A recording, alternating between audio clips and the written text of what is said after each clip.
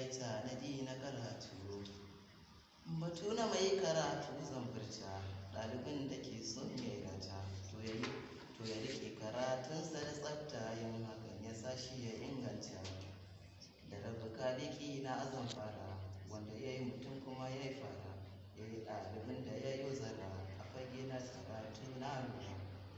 Ya bana kanin ka salatinka a gurin Muhammadu bai tamba, sa'adihi sahabbai tsarkaka sun sai da gaskiya ba ma shakka.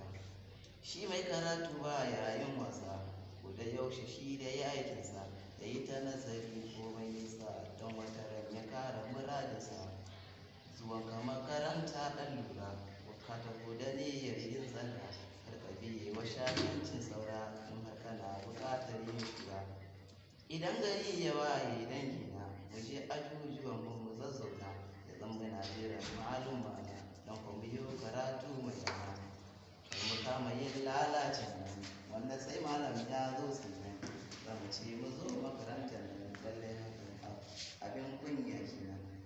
Duk ɗalibin da ke neman ilimi, kar ya zama kamar mai yin shi ne, don wata rana ko ya ga ilimi in ya yi magana ba ta gani.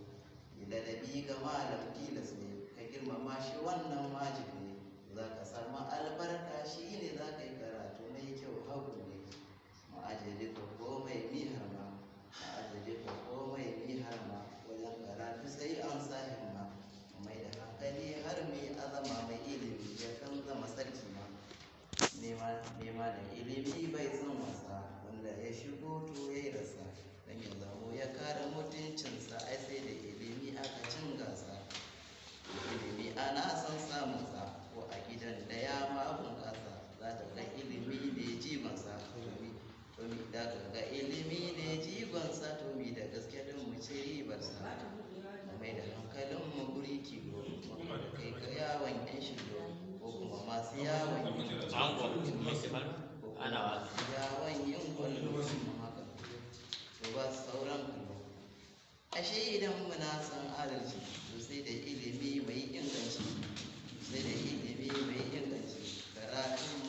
Ashe idan muna